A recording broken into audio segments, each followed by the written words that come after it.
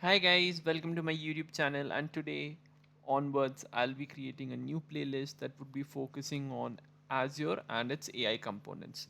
So guys, to start with, this is an introductory video. I'm going to be just theoretically talking about what Azure OpenAI is, and that's the first foundation that we'll be covering, and I'll try to cover the entire Azure AI stack along with the Foundry component of it as well. So first of all guys, you're able to see, right, Azure OpenAI is a term that's kind of made from two elements. One is Azure and another is OpenAI.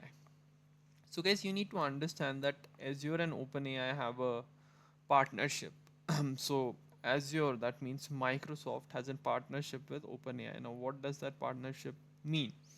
The partnership is that whatever models OpenAI are developing or will develop, they'll be probably at the same time of release when it's available on the OpenAI ecosystem at the very same time, or perhaps the next day it's usually available on Azure as well.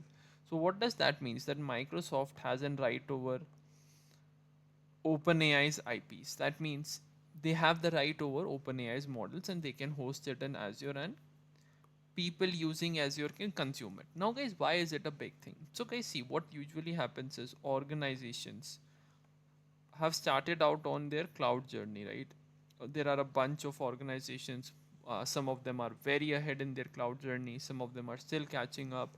Some of them have done a decent job. But the net insight is that mostly a lot of Fortune 500 or Fortune 1000 organizations probably have chosen one cloud vendor, right?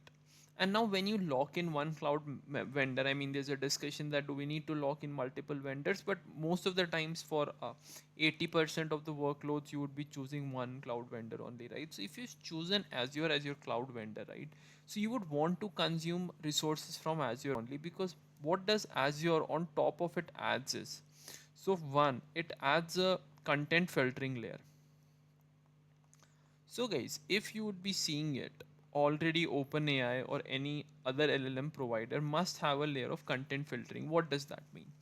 So guys, usually what happens is you don't want any bad content to be put on your platform. That means you build out a chatbot, people are consuming it, but you don't necessarily want some bad content to come out, right? Let's say content that's full of violence, right? You don't want something on those lines to come, racial remarks and all those kind of things, right? You don't want on your platform.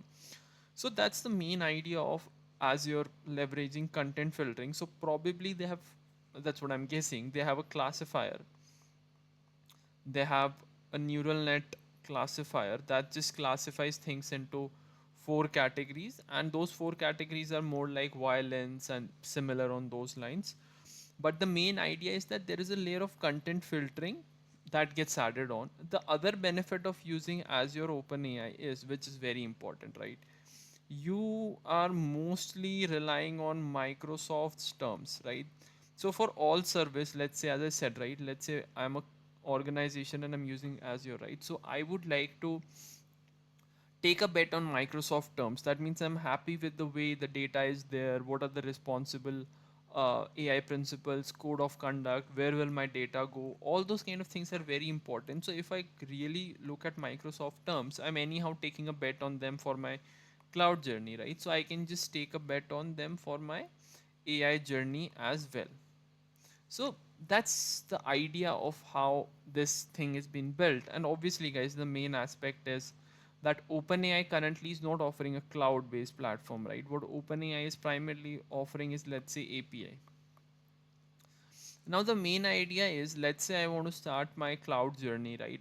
I would want my data to also be in cloud. I would also want some networking security on top of it, so that my data is protected from the organizational data governance standpoint. And also guys, the other aspect is data security comes from a lot of other aspect as well, not just organizational, right? There are things like GDPR, like global data protection regulation. Let's say Europe has its own act, and there's a bunch of stuff, right?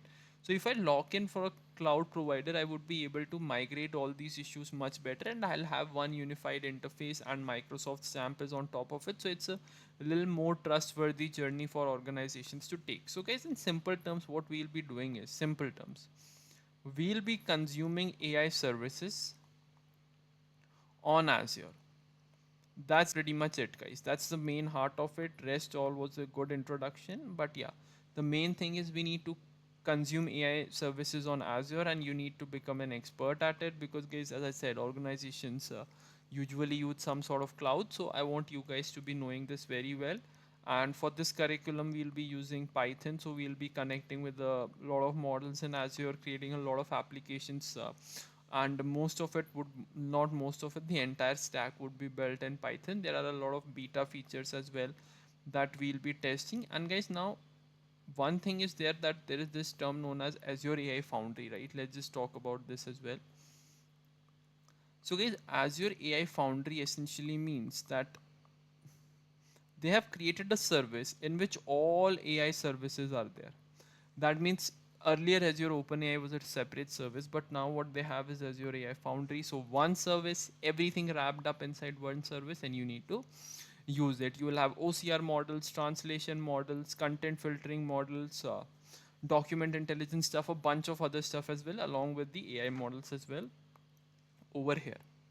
Now, guys, that's the introduction for it. And guys, I'll be very honest with you. Essentially, having AI skills on cloud is a must have skill for anyone, right? Earlier it could have been little optional if you're starting out your career, but now specifically with generative AI based workloads, you need to have a better system because see guys, you would be consuming an API, right? So a lot of inference part is handled by Azure only, but you need to design your application so that everything is done in a very wise manner. And yes, AI skills on cloud is one of the hottest skills. If you master that, you would be in very high demand. So stay tuned for this playlist, guys. Let's just catch up in the next lecture.